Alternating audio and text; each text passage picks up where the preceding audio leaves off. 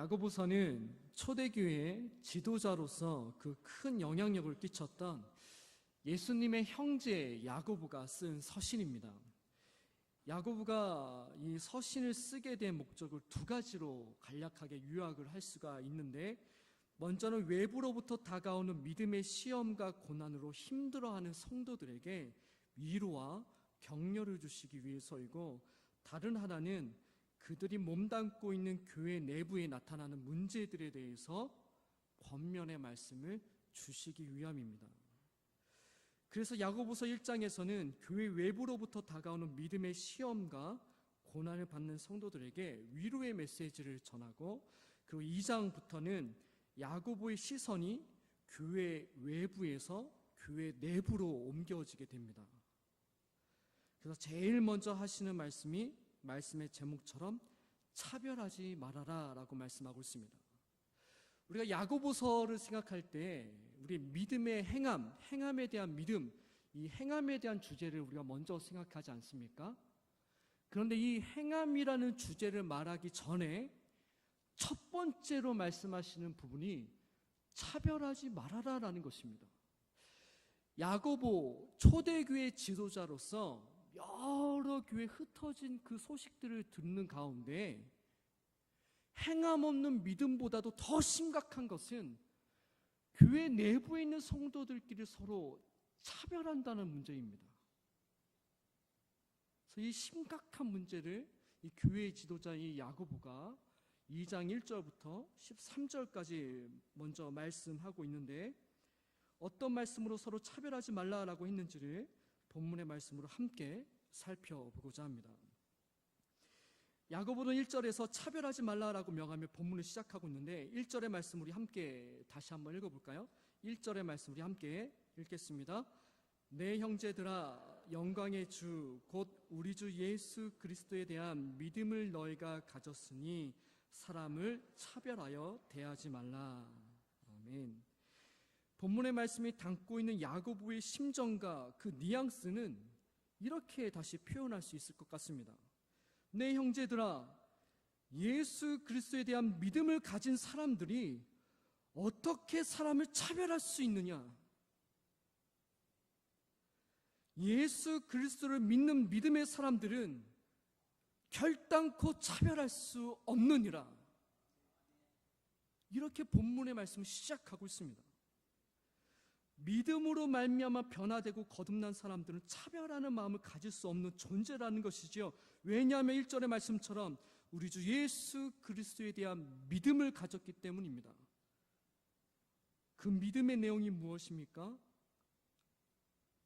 죽을 수밖에 없는 죄인인 나를 예수님께서 아무런 대가를 바라지 않고 십자가의 죽으심으로 말미암아 하나님의 자녀가 되는 권세를 주신 것뿐만 아니라 영원한 생명을 주셨다는 것입니다. 그런데 중요한 사실은 여러분 옆에 있는 집사님, 검사님, 장로님들에게 동일한 은혜를 주셨다는 것이죠. 이미 하나님께서, 하나님만이 심판자, 하나님께서 판단자이신데 하나님께서 다 판단하고 다 심판하여서 다 각 사람에게 은혜를 주셨는데 네가 뭔데 심판자가 되어서 차별하고 있느냐라는 것입니다. 내가 다 판단해서 하나님께서 하나는 은혜를 베풀어 주셔서 우리에게 믿음을 주시고 성도가 되게 해주셨는데, 너희가 뭔데 하나님의 자리에 올라와서 판단하고 비판하고 평가하여서 서로 차별하고 있느냐라는 것이죠.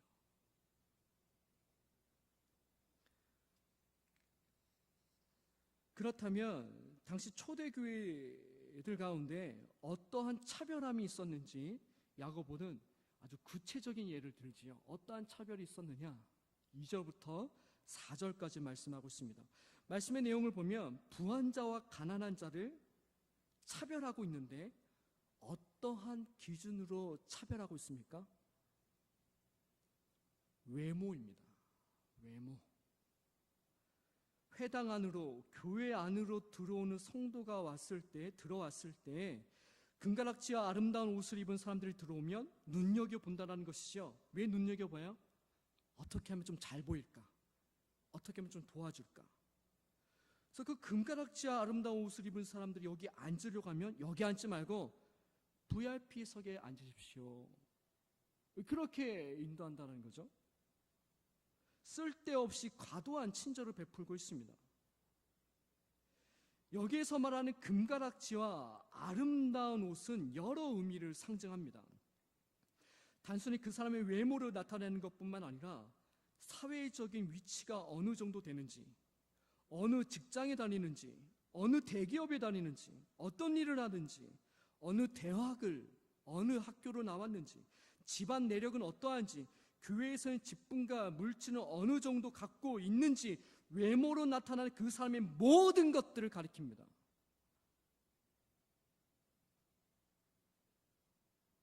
그리고 자신이 금가락지와 아름다운 옷을 입은 사람은 누구보다 자신이 그러한 사람인지를 잘 알고 있습니다.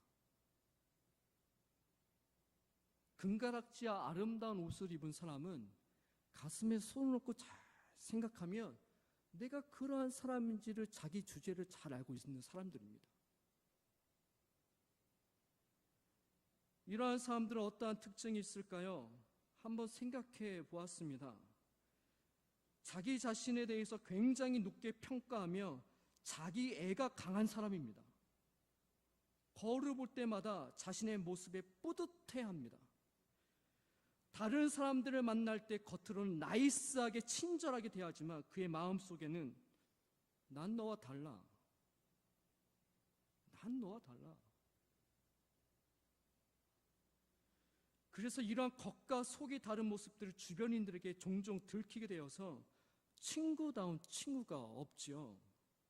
자신에게는 관대하고 상대방에는 엄격하여서 지적을 잘하는 사람입니다. 그래서 자신이 굉장히 똑똑한 사람이라고 착각하며 살아갑니다. 그 사람과 이야기를 하다 보면 항상 자기 자랑으로 끝납니다. 기승전 자기 자랑. 그리고 상대방의 의견을 존중하거나 그 아픔을 공감하려고 하지 않습니다. 왜 이렇게 되었을까요? 하나님 앞에서 뒤집어지는 일이 없었기 때문입니다. 자랑할 만한 나의 외모와 학력과 물질과 사회적 성공과 출세한 자녀들과 교회에서의 직분과 뿐만 아니라 내가 타고 다니는 자동차와 아파트와 땅과 집 등이 하나님 앞에서 뒤집어지지 않았기 때문입니다. 뒤집어지지 않았다라는 말은 예수님으로 인하여 옛사람은 죽고 새 사람으로 거듭나는 역사를 경험하지 못했다는 말씀입니다. 예수님을 인격적으로 만나지 못했다는 것입니다. 이런 말이 있지 않습니까? 지갑이 회개해야 진정한 회개를 한 것이라고. 자랑할 만한 나의 모든 것들이 내가 잘나서가 아니라 다 주님께서 주신 것이고 다 주님의 은혜라고 철저하게 깨닫고 회개하고 거듭 태어나는 삶으로 그 삶이 뒤집어지는 일들을 경험하지 않았기 때문에 여전히 나의 삶은 내가 주인이 되는 겁니다. 내가 금수저로 내가 음수저로 태어났기 때문에 내가 잘난 것이지 하나님께서 주신 것인데, 그래서 자랑할 것만 하나도 없는데 하나님을 만나는 내가 어떠한 존재란지, 내가 어떠한 죄인인지 지렁이만도 못한 내가 하나님께서 선택하여 주시고 영원한 생명을 주셨다는 것, 그 만남이 없었기 때문입니다.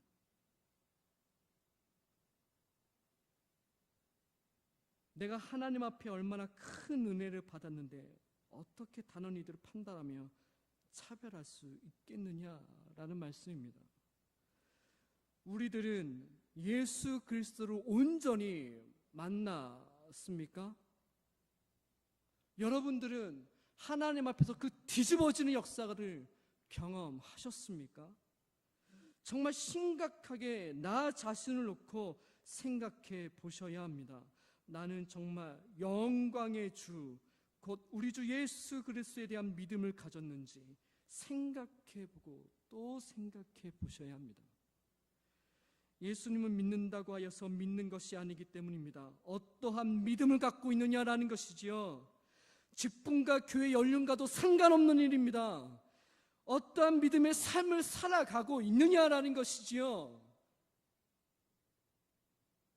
나의 삶을 돌이켜볼 때 여전히 사람들을 차별하는 모습들이 있고 예수 믿는 사람으로서 세상에 대한 거룩한 부담감과 십자가가 없다면 예배와 말씀과 기도를 통하여서 하나님 만나셔야 합니다. 이전에 있었던 교회에서 신방을 해보니까요, 시집장가 안 간 우리 자녀들이 굉장히 많더라고요. 그래서 제가 너무 좋은 훌륭한 자녀이기 때문에 이 사람 내가 정말 추천해서 한번 내가 꼭 시집장가 내가 한번 보내리라. 그렇게 해서 저도 기도하고 생각나는 사람 있어서 한 사람 소개시켜주고 두 사람 소개시켜주고 세 사람 소개시켜주고 오기가 생기더라고요. 그래서 그 권사님을 다시 한번 만나봤어요. 아니 도대체 어떠한 그 형제를 원하느냐고. 조목조목 한번 얘기 좀 한번 해보라. 아니요 목사님 저 다른 거 다 필요 없고요. 신앙 하나님을 잘 믿는 그런 신앙의 훌륭한 사람들을 제가 그 사람만 원한다고. 근데 제가 다 소개시켜준 사람이 아주 신앙에 좀 직장을 조금 떨어지지만 좀 연봉을 조금 굉장히 정직하고 또 신앙으로 바르고 아주 그런 성품이 좋은 형제들을 나중에 결혼을 했더니 보니까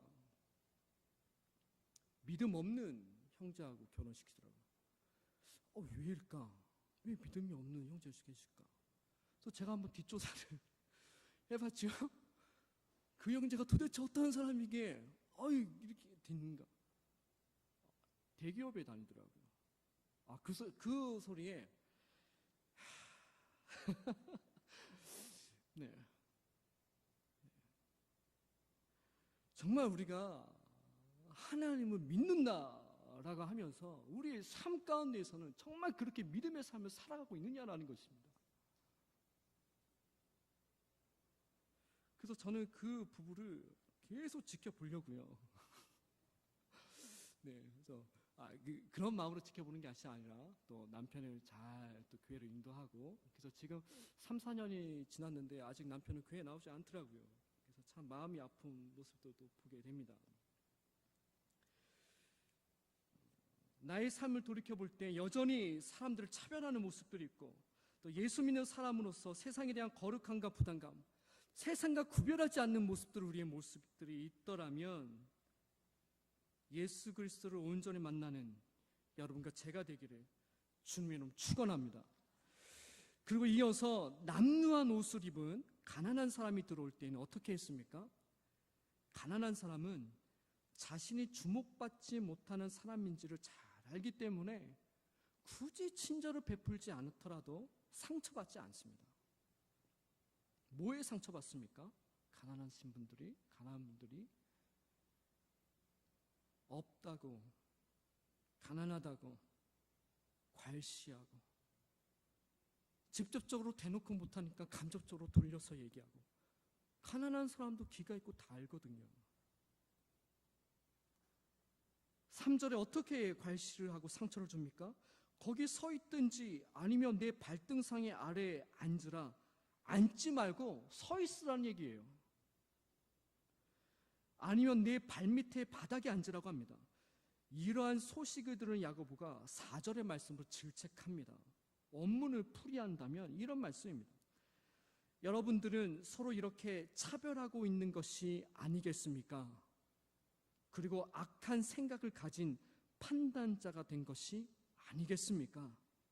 오직 하나님만이 우리를 판단하실 수 있는데 너희들이 하나님의 자리에 앉아서 서로 판단하고 있다라는 말씀입니다.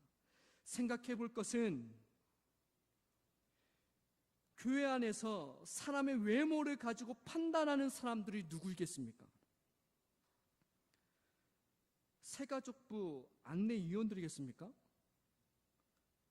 우리 교회 새가족부 봉사 그런 분들 아닙니다. 제가 새가족부를 맡아서 간 게 아니라요. 정말 그런 분들 한 분도 없습니다. 회당 안으로 들어오는 분에게 여기 앉으라 저기 앉으라 누가 말할 수 있습니까? 교회 중직에 있는 지도자급에 있는 사람들입니다. 지금 야고보는 지도자는 지금 교회 지도자들에게 지금 이야기하고 있는 것입니다. 그래서 이러한 위치에 있는 분들은 조심하고 더 조심해야 합니다. 그리고 차별을 받는 사람의 입장을 생각해 본다면 그 사람에 대한 상처가 아니라 그 사람으로 인하여서 믿음까지 잃어버리게 됩니다. 혹시 가나안 성도라고 들어보셨습니까? 처음 가나안. 네. 거꾸로 하면 가나안이 안 나가. 네. 안 나가 성도들. 네. 이게 한국교회 지금 한국교회에서 제일 첫 번째 되는 한국교회 문제로 지금 이슈화되는 문제입니다. 가나안 성도 어떻게 해결할 것인가? 믿음은 있지만 교회를 안 나가는 성도들이 일컬어서 가나안 성도입니다. 교회 내부에 부조리하고 부당하고 투명하지 못하고 너무 세상도 권위가 없는데 너무 교회 안에 권위가 있고 위계 질서를 지켜야 되고 이런 부분들이 너무 실망감을 느낀 이 성도들이 교회를 떠나가고 홀로 믿음 생활을 하고 있다는 것이죠. 가나안 성도에 대한 책을 보면 가나안 성도가 된 이유 중 하나가 서로 사랑해야 할 교회에서 관계에서 오는 문제로 부당한 대우를 받는 문제로 교회를 나가지 않기로 결정한 이유가 굉장히 크다는 것입니다. 그리고 우리 주변에 이러한 분들이 있음을 보게 됩니다. 그래서 야고보는 생명을 전해야 할 교회가 서로 차별하고 판단하고 들어오는 성도들을 내쫓는 교회 현실을 듣고 엄하게 질책하고 있는 것이죠. 그렇다면 초대교회 성도들이 차별하는 가난한 자와 이 부자들은 도대체 이 차별하는 가난한 사람은 어떠한 사람이고 부한 사람은 어떠한 사람인지를 5절에서 7절까지 말씀하고 있습니다. 먼저 가난한 자에 대해서 말씀하기를 5절의 말씀을 보면 내 사랑하는 형제들아 들을지어다. 하나님이 세상에서 가난한 자를 택하사 믿음에 부유하게 하시고 또 자기를 사랑하는 자들에게 약속하신 나라를 상속으로 받게 하지 아니하셨느냐. 본문의 말씀은 이러한 뜻입니다. 하나님의 구원의 역사를 한번 보아라. 하나님의 구원 역사를 한번 생각해 보아라. 하나님께서 구원의 역사를 이끌어 가실 때 선택하신 자들을 잘 보면 한결같이 가난한 자들이라 말씀하고 있는 본문의 말씀입니다. 정착할 땅이 없어서 난민처럼 이리저리 다녔던 아브라함이 처음부터 부자였습니까? 애굽의 총리가 되었던 요셉은 사람 취급도 받지 못한 종으로 팔려온 사람입니다. 출애굽을 인도한 모세의 출신은 히브리 족속의 노예였습니다. 존경받는 이스라엘 왕 다윗은 아버지의 기대조차도 없었던 시골 동네의 막내 아들이었습니다. 예수님이 12 제자들 보십시오. 뭐 하나 내세울 만한 것이 있습니까? 물론 부자들도 있습니다. 대표적으로 최고의 학벌을 자랑하고 부유한 환경에서 자랐던 바울이 있습니다. 그렇지만 부유하다고 생각했던 신앙의 이 일꾼들이 예수 그리스도를 만난 이후에도 여전히 자신들의 부유함을 자랑하고 학벌을 자랑하고 있습니까? 바울은 자랑할 만한 모든 것들을 어떻게 해요? 배선물로 여긴다. 하나님을 만난 사람들은 나의 나된 것은 하나님의 은혜라고 생각하기 때문에 하나님 앞에 가난할 수밖에 없습니다. 심령이 가난한 자는 천국이 저희 것이며. 왜요? 내가 부자라도 내가 갖고 있는 모든 물질과 땅과 집과 자동차와 모든 것이 누구 거예요? 하나님 것이라는 겁니다. 그래서 나는 가난하다는 거예요. 우리가 옆에서 보기에 가난한 부자 성도도 있고 더 부유한 성도도 있지만 하나님 앞에서는 가난한 성도입니다. 왜요? 내 모든 것들이 다 하나님의 것이기 때문에 등기가 이전되었다는 것입니다. 소유권 등기가 하나님께로 그 명의가 옮겨졌기 때문에 나는 가난한 사람이라는 것이죠. 하나님의 구원의 역사를 볼 때 가난한 자를 택하사 하나님 나라의 상속자로 세우시는데 오히려 너희들은 이러한 가난한 자들을 멸시하고 있다고 말씀하고 있습니다. 이어서 부자들에 대해서 말씀하기를 두 가지로 소개합니다. 그런데 여기에서 말하는 부자는 교회 안으로 들어온 부자가 아니라 부자 성도를 말하는 것이 아니라 일반적인 세상의 부자들을 말하고 있습니다. 부자들은 첫 번째로 너희를 억압하며 법정으로 끌고 가는 사람이라고 소개합니다. 당시의 부자들은 권력과 상당히 밀접한 관계를 맺고 있는 사람들입니다. 아무나 부자가 될 수 있는 것이 아닙니다. 금가락지를 끼고 아름다운 옷, 자주색 옷을 입는 사람들은 계층이 일단 높아야 됩니다. 계층이 낮은데 부자라고 하여서 아무나 금가락지와 옷을 입을 수가 없습니다. 그래서 부유함은 그 계층과 그리고 권력과 굉장히 밀접한 사람들인데, 그래서 이 당시 교회를 박해하고 믿음의 사람들을 고발한 사람들은 다름 아닌 권력을 가진 부자들이었다라는 것이죠.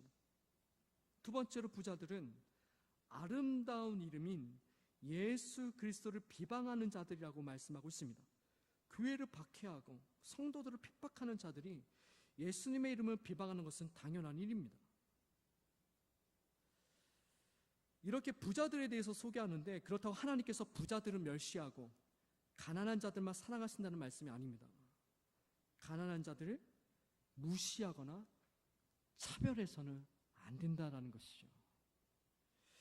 이어서 8절부터 11절까지에서는 차별하는 것이 얼마나 큰 죄악인지를 설명하고 있습니다. 먼저 8절에서 10절의 말씀은 내 이웃 사랑하기를 내 몸과 같이 하라 하신 최고의 법을 지키면 잘하는 것이지만, 그런데 만일 사람을 차별하는 죄를 짓는다면 10절의 말씀처럼 율법 전체를 어긴 것과 마찬가지라는 겁니다. 왜냐하면 11절에서 말씀하기를 가난하지 말라 하시니가 또한 살인하지 말라 하셨은지 내가 비록 가늠하지 아니하여도 살인을 한다면 율법을 범하는 자가 되기 때문이라 라고 말씀하고 있습니다. 율법 전체, 하나님의 말씀에 한 가지라도 얻으면 심판을 받게 되어서 영원한 생명을 얻을 수 없기 때문에 차별하는 것조차도 굉장히 큰 죄라고 말씀하고 있는 것이지요. 그런데 야고보가 차별하는 죄를 간음하지 말라는 것과 살인하지 말라는 것과 함께 언급하는 것은 마찬가지로 차별하는 죄 역시 그에 못지않게 심각하고 중대한 죄라는 것을 뜻하는 말씀입니다.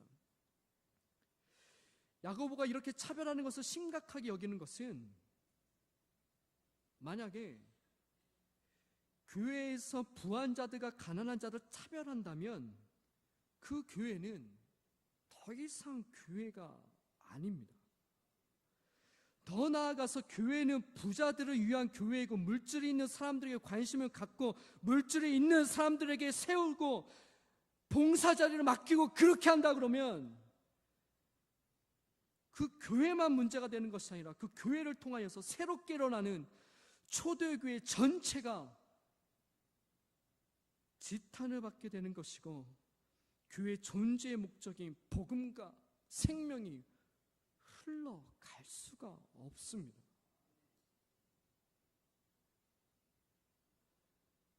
그래서 야고보는 교회만큼은 세상과 달라야 한다고, 차별이 없어야 된다고 오늘 우리에게 강하게 말씀하고 있습니다. 주일 아침 7시면 나사렛부 성도님들이 이 자리에 옵니다. 어느 날 성도님이 이제 성경에 대한 말씀을 묻는데요, 확 오면서 이 람루한 옷을 입었다는 것은 냄새나는, 아주 심각하게 냄새나는 옷을 입었다는 말씀이거든요. 옷이 조금 패션이 뒤진다 그런 말씀이 아니라 냄새나는, 확 냄새가 오더라고요. 순간 이게 숨을 이렇게, 그래서 저도 모르게 피하게 그렇게 말을 같이 함께 하기가 좀 어려울 정도로. 근데 저 혼자만 그렇게 생각하고 있다가 이제 나사렛 뿌리 봉사하시는 집사님들과 이제 식사하면서 경건회를 갖고 평가회를 가지면서 제가 묻지도 않는데 그런 말씀하시더라고요. 아마 하나님께서 저에게 그렇게 말씀해 주시는 것 같아요. 목사님, 한 20년 전에는 이거는 약가였어요. 지금 나사렛 뿌리 성도는 굉장히 신사예요, 신사. 20년 전, 그때 10년 전에서는요, 맨날 싸우고 어떤 사람은 칼을 들고 오고 상을 업고, 우리 봉사자들, 집사님들 왜 저보다 키 큰 다 봉사자들이 있는지 제가 알겠더라고요. 멱살을 잡고 흔들고 밥 내놓으라고. 그 매주마다 그런 일이 나사렛부에 있었다는 것이에요. 그래서 어느 성도님이, 냄새나는 성도님들 일부 예배 드리니까 우리 교회 성도님들이 안 온다고, 이 거린들만 계속 오니까 새로운 성도가 안 오니까 목사님 좀 해결해 달라고. 목사님께서 그렇게 이야기하셨더라고요. 교회 밖에서도 대접 못 받는데 교회 안에 가서 차별을 한다면 어느 것이 하나님의 나라고 어느 것이 교회입니까? 그래서 이런지연 그 다음부터 아무 말을 하지 않았다는 거예요. 교회만큼은 차별하지 말아야 된다.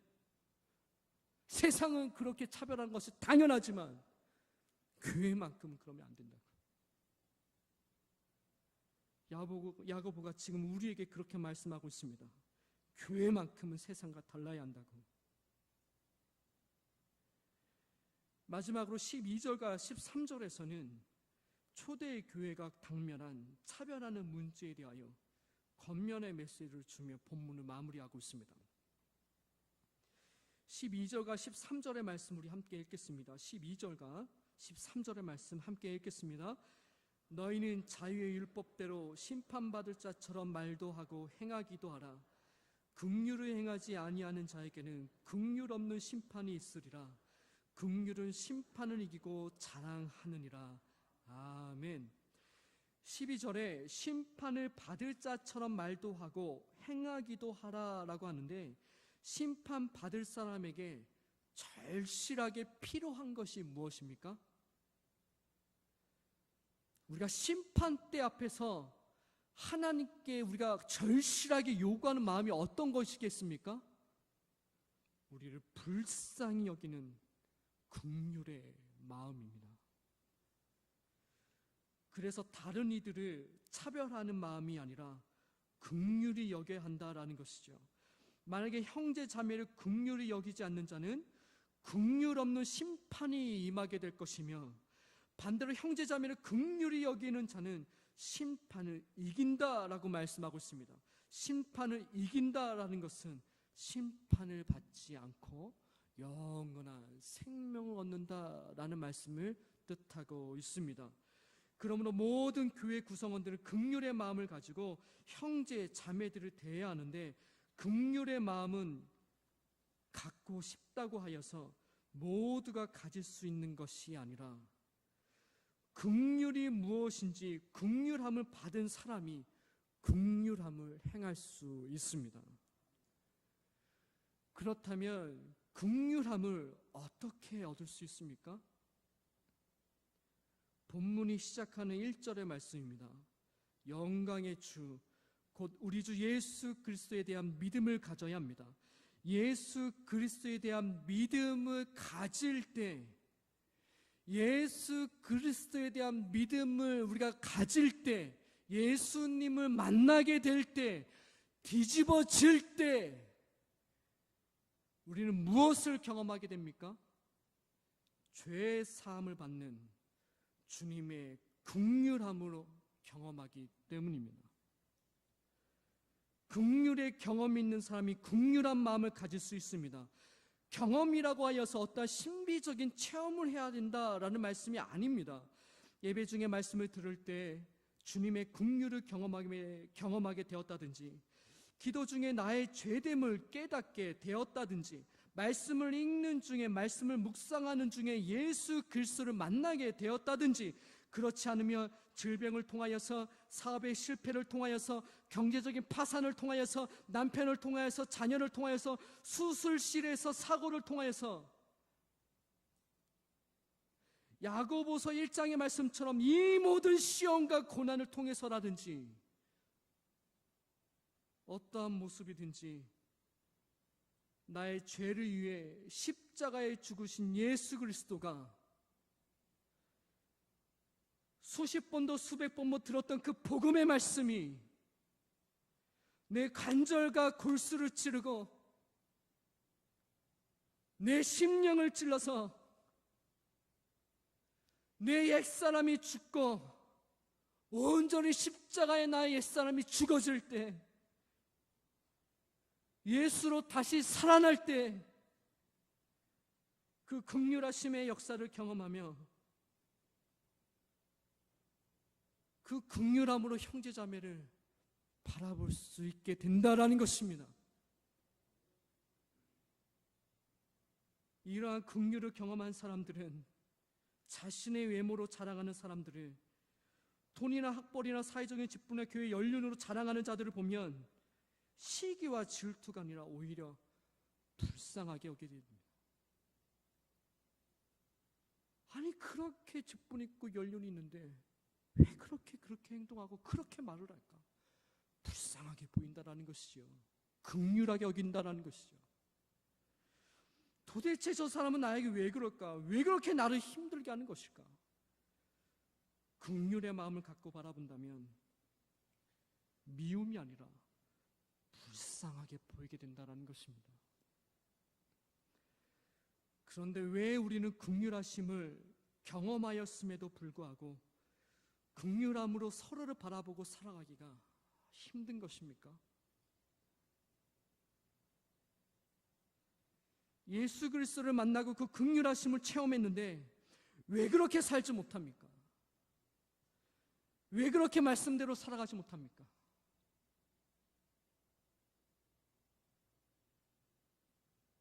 이것에 대해서 야고보는 1장 25절에서 말씀하고 있습니다. 우리 야고보서 1장 25절의 말씀 우리 한번 읽어볼까요? 야고보서 1장 25절의 말씀입니다. 함께 읽겠습니다. 자유롭게 하는 온전한 율법을 들여다보고 있는 자는 듣고 잊어버리는 자가 아니요 실천하는 자니 이 사람은 그 행하는 일에 복을 받으리라. 아멘. 실천하는 사람, 어떻게 하는 사람이 실천할 수 있다고요? 율법을 들여다보는 사람이 실천할 수 있다는 것입니다. 23절과 24절에 왜 말씀대로 행하지 못하는 사람들에 대해서 나옵니다. 거울을 보고 돌아서며 잊어버리듯이 하나님의 말씀을 보고 돌아서는 사람들, 이런 사람들은 하나님 말씀대로 살아갈 수가 없다라는 것이죠. 온전한 율법을 들여보는 사람만이 실천할 수 있다라는 것입니다.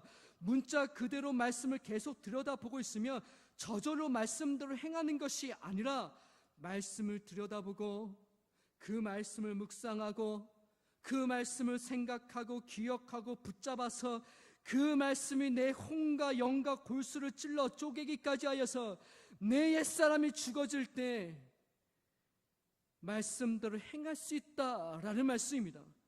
긍휼함으로 사람을 바라볼 수 있다라는 말씀입니다. 말씀을 드렸듯이 우리가 말씀대로 살아야지 해서 말씀대로 살아갈 수 있는 것이 아니라 우리가 회개하여서 새롭게 되어야지, 다시 태어나야지 해서 태어나는 것이 아니라 내 안에 내가 죽어질 때, 내 안에 계신 예수 그리스도가 살아났을 때 우리는 자연스럽게 하나님 말씀을 행할 수 있다라고 말씀하고 있습니다. 이런 마태복음 5장과 6장은 예수님의 상상수훈의 말씀이 나옵니다. 특별히 하나님 나라에 대해서 말씀하고 있습니다.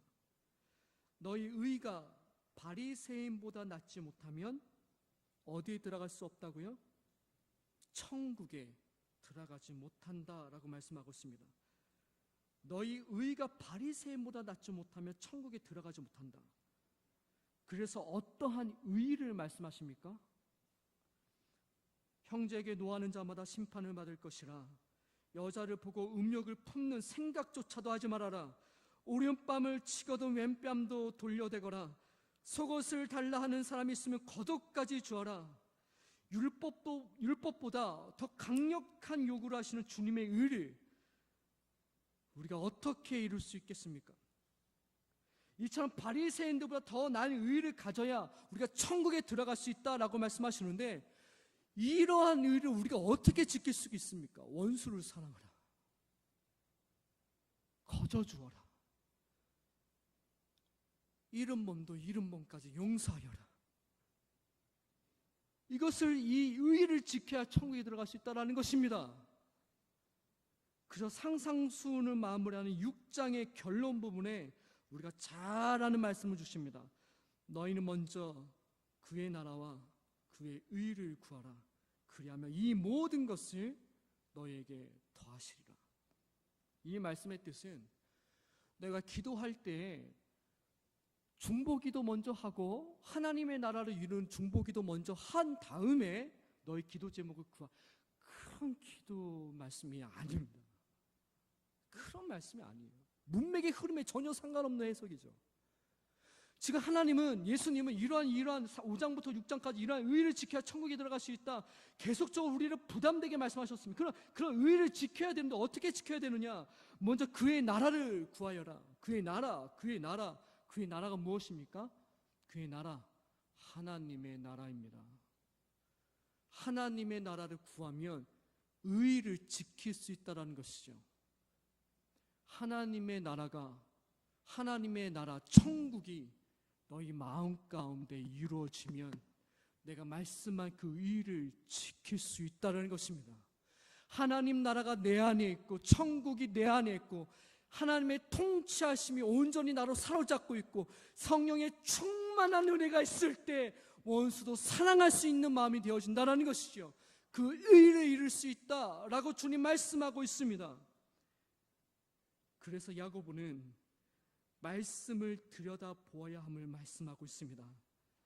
예배드리는 자리에서만 말씀을 보는 것이 아니라 우리의 일상의 자리에서 계속적으로 끊임없이 말씀을 보고 말씀을 묵상하고 기도하고 예배하고 찬양하고 주님을 찾고 부르고 생각함을 통하여서 끊임없이 나의 일상의 삶의 자리에서 나는 죽어지고 예수 그리스도가 살아나기를 계속적으로 기도하며 간구하며 나아갈 때 내 하나님의 나라, 성령의 은혜가 충만하여질 때 우리는 다른 사람에 대해서 차별하거나 그 긍휼함을 베풀 수 있다라고 말씀하고 있습니다. 내 안에 내가 온전히 주님과 함께 십자가에 죽어질 때, 그리고 주님과 함께 다시 살아날 때 우리는 긍휼의 마음을 비로소 갖게 되어집니다. 주님의 긍휼함으로 살아가시어서 이 다음에 하나님 만나 뵐 때 심판을 이기고 생명을 얻는 저와 여러분 되시기를 주님의 이름으로 축원합니다.